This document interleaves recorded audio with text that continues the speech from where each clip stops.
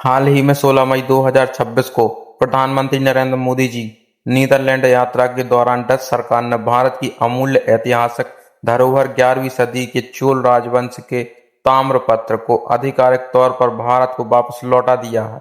इन्हें लाइडेन ताम्रपत्र के नाम से भी जाना जाता है। तो आइए इस ऐतिहासिक वापसी से जुड़ी कुछ मुख्य बातों को जानते हैं। आखिर इन ताम्रपत्रों में क्या है? इसमें कुल 21 बड़े और 3 छोटे ताम्रपत्र शामिल हैं, जिनका वजन लगभग 30 किलोग्राम है। ये सभी एक कांस्य की अंगूठी से आपस में बंधे हुए हैं, जिस पर चोल राजवंश की शाही मुहर लगी है। इन पर तमिल भाषा और संस्कृत भाषा में लेख लिखे हुए हैं।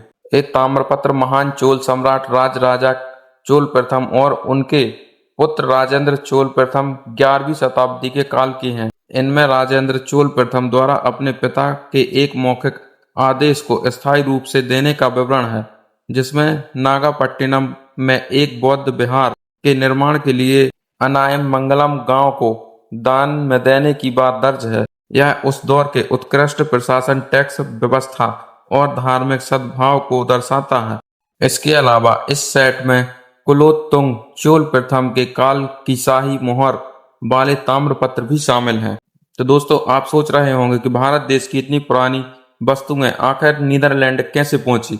तो आइए जानते हैं इसके बारे में। लगभग 300 साल पहले 1700 के दशक में जब नागापट्टिनम पर डच ईस्ट इंडिया कंपनी का नियंत्रण था, तब एक डच मिशनरी फ्लोरेंटियस कैम्पर इन्हें अपने साथ ले गया था। बाद में 1862 के आसपास उनके राजवंशों ने इसे नीदरलैंड की लाइडेन यूनिवर्सिटी को सौंप दिया था, जहां ये तब से सुरक्षित रखे हुए थे।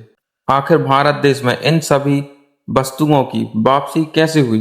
भारत सरकार साल 2012 से ही इन्हें वापस लाने के लिए राजनयिक प्रयास कर रही थी। साल 2023 में संस्कृति मंत्रालय ने इसके लिए औपचारिक दावा पेश किया।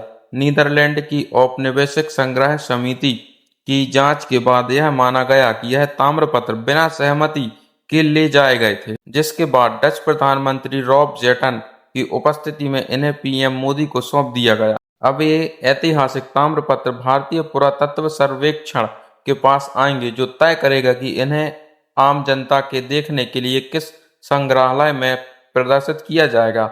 डॉक्यूमेंट्री मेकर्स और इतिहास में रुचि रखने वालों के लिए चोल साम्राज्य के समुद्री और सांस्कृतिक प्रभाव को समझने का यह एक बेहतरीन और प्रमाणिक स्रोत है। तो दोस्तों, यह भारत देश के लिए गर्व की बात है और एक बहुत बड़ी सफलता है, जो कि 16 मई 2026 को श्री प्रधानमंत्री नरेंद्र मोदी जी के द्वारा यह ऐतिहासिक धरोहर को दोबारा से भारत देश को मिल गई है और भारत देश की जनता को इसे बहुत जल्द ही देखने का सौभाग्य भी प्राप्त होगा। और ऐसी ही इतिहास से जुड़ी बातों को जानने के लिए हमारे channel the history of India को सब्सक्राइब जरूर करें और वीडियो अच्छी लगी हो तो इसे लाइक, कमेंट, शेयर जरूर करें। जय श्री राम।